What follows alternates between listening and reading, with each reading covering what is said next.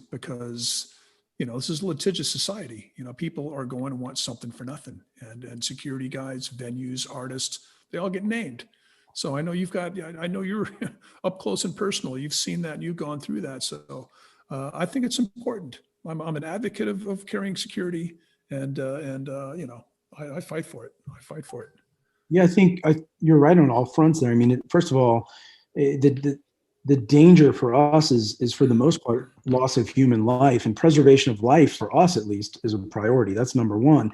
Second to that is the civil side of things, where even if you do everything perfect, you're still going to be sued. And then you're going to spend your time and money and energy defending that lawsuit. And as you know, they hit everybody involved in that, and then they divvy up a percentage, hopefully in some type of settlement, and they go after the big insurance policy. But I don't believe in security by the pound. You know that by looking at the guys that are on my team. Yeah. And I don't believe in one size fits all. Security is for the most part 90% choreography, how you're planning, how you're organizing, how you're coordinating. If I'm writing a proper advance, if I'm on the phone with them, if I'm doing a walkthrough at 8:00 in the morning, if we're doing a follow-up meeting, if we're doing a security meeting, if we're doing a barricade meeting, if we're doing after action reports and sit downs and briefings, and if we're sharing notes, and if we're looking at past performance in those venues or with those security teams, that's 90% of it. Planning for what could occur and trying to cut out the liabilities. And, anything other than that, just physically being present is not security. Presence alone is no good. Yeah. We have the venue security guys sit in a chair by the door. That's not for you to do. No. Okay, so when I was a kid, my first introduction to security, the guy came in and he made passes, maybe, and that was it. He would maybe go out and kick the tires on the barricade or whatever and wander around, but that was about as far as it get. You've taken it to another level, and I you're not the only one. A lot of people have, and a lot of people have copied you.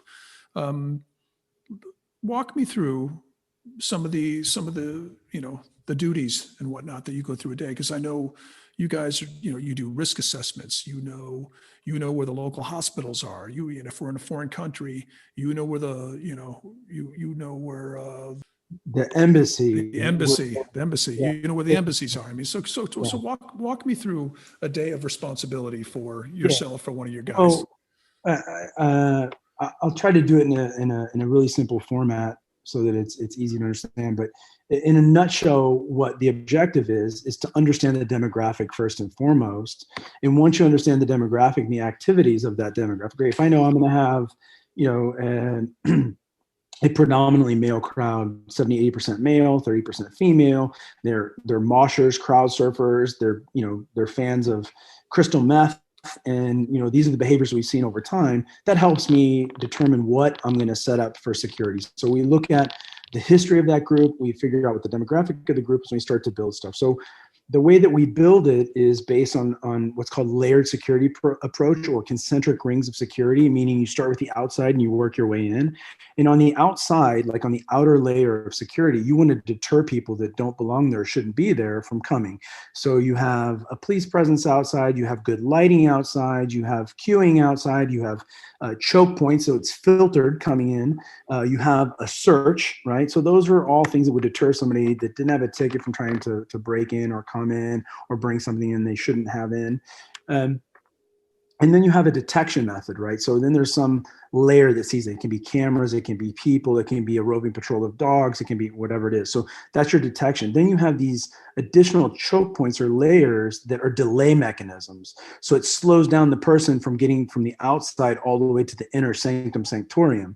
And so that delay allows you time to respond, whatever that quick reaction force is, the team that's going to respond to it. And then you have mitigation protocols in place with managers, lawyers, agents, security, things like that. So you set that up and you document everything through the advanced process. And then what you were just referring to is more along the lines of our critical incident protocol. So critical incident protocol is more like Bataclan, which you also referenced. And that's an important thing, because even in my experience with the Bataclan, I had some British artists who said, they hate guns, they don't believe in guns. And when that happened, they asked me to have, static posts with guys armed in the barricade. And I'm trying to explain to them that you can't really shoot into a crowd of people. The bullet is going to penetrate, stuff like that. So the idea of a critical incident protocol is to give the crew and the band primarily options, right? So initially you say, what are we going to do if this happens? Well, first is you're trying to evacuate the area. So we try to evacuate. If we can't evacuate, we try to barricade or lock into a spot that's hard, that bullets can't penetrate or blast would be limited by. And then if you can't, then you got to fight that person, deal with that active aggressor in whatever way you can using weapons of opportunity. So the critical incident protocol would show something like where you're going, how you're getting there, what's available to you in that environment. And those are things you've seen me post up on walls and stuff like that. So we use letters and numbers and colors and symbols and glow sticks and lights and things like that to direct people in a certain way, a safe passage, and then in the general direction they need to go to.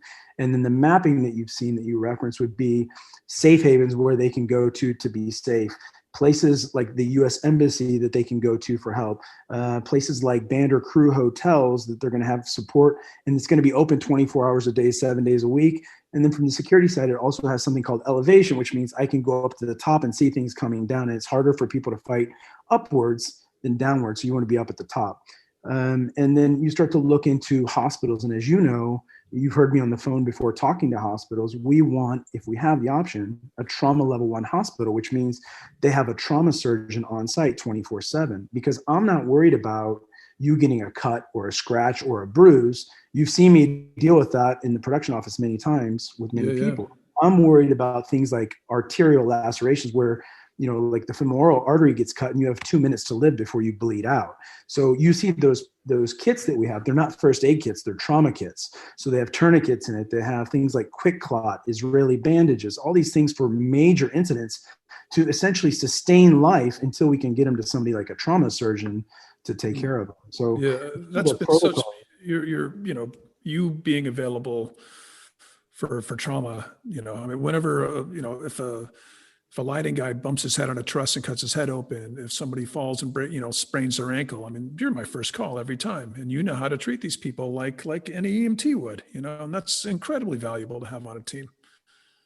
Yeah, we're fortunate to have some good luck there because we've had the assets, we've had stuff, we've had good communication with the crew guys and guys supporting each other. When they try to tough it out, like, nope, don't tough it out. Go over there, get treated, get taken care of. We'll handle your workload. And because of communications like that on our team, we've not had any really serious issues, even with things that could have gone south. So